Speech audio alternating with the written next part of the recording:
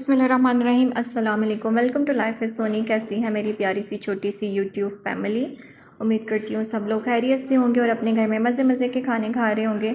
तो मैं यहाँ पे बनाने लगी थी अपना फेवरेट मज़े का हलवा कद्दू का सालन, क्योंकि मामा ने बनाए थे चने, वो ब्लैक चने बनाए थे बॉयल राइस के साथ। तो मेरा बॉयल राइस के साथ ना हलवा कद्दू चिकन खाने का दिल कर रहा था। चिकन इन फ्रिज अवेलेबल नहीं था अनफॉर्चुनेटली, ना देसी ना वलैती किसी किस्म का। तो मैंने सोचा कि अब चिकन की वजह से मैं अपना सारा मूड तो ख़राब नहीं कर सकती, तो क्यों ना मैं एक एक्सपेरिमेंट करती हूँ और हलवा कद्दू का ना मज़े का सालन बनाती हूँ। सो आई हैव डिसाइडेड, और ये मेरी अपनी सोची हुई रेसिपी है जो कि बहुत मज़े की थी। थोड़ी सी मैंने हेल्प ली थी इसमें मामा की, ऑब्वियसली मामा की हेल्प नहीं लेंगे तो फिर किसकी हेल्प लेंगे। ठीक है, फिर मैंने क्या किया, कुकर में ना मैंने डाले प्याज, अनियंस को मैंने थोड़ा सा सोते कर लिया, जो कि बहुत ज़रूरी होता है सोते करना, ताकि वो घुल मिल जाए ना सालन में। अगर वो नज़र आए तो फिर अच्छा वाला नहीं लगता।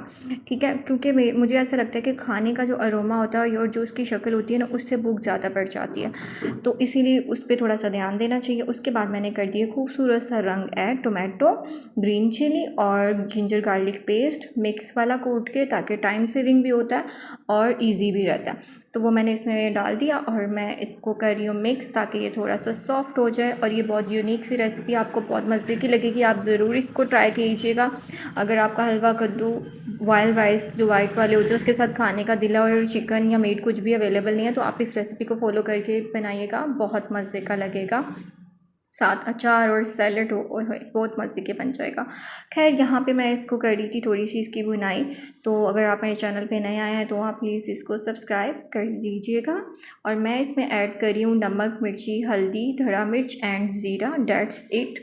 और मैंने इसमें अभी तक कोई भी काली मिर्ची वगैरह नहीं डाली है, आगे बताऊँगी कि वो किस पॉइंट पर डालनी है, ताकि अच्छा मज़े का कलर भी आ जाए और बड़ी मज़े की हमारी ये हलवा कद्दू की सब्ज़ी रेडी हो जाए। अब सब लोग कद्दू की तरह मुँह ना बना लें, भाई कद्दू की सब्ज़ी कौन खाता है, या ये इतने मज़े की कैसे हो सकती है जितनी तारीफ सोनी करी है। तो बिल्कुल अगर दिल से बनाई जाए और मज़े की बनाई जाए ना, तो फिर तो हर कोई खा लेता है। वो अलग बात है कि अगर किसी ने कद्दू की तरह मुँह बनाना है। ठीक है, खैर मसाला यहाँ पे अच्छे से भुन गया था, तो फिर मैंने हलवा कद्दू डाल दिया इसमें।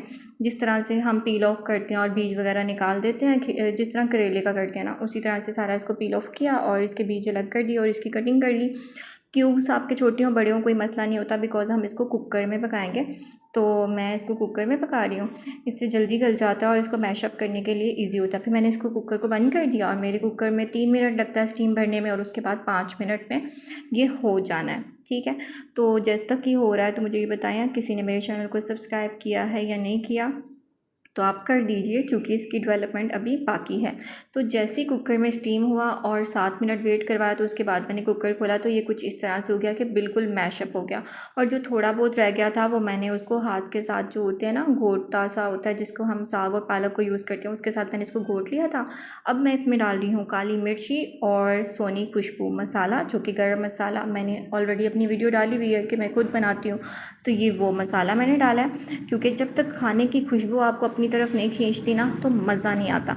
तो मैंने वो ऐड किया और मैं अच्छे से भुनाई करूँगी, ताकि इसमें जो पानी है ना, थोड़ा सा एक जो घिया होता है ना, और हलवा कद्दू वगैरह पालक ये सब्जियां अपना पानी इसमें छोड़ती हैं, इसमें ज़्यादा पानी डालने की ज़रूरत नहीं होती। तो वही पानी हमने डिज़ोल्व करना है, ताकि अगर ये सर्व किया जाए तो साइडों पे पानी नहीं आए, रोगन आए।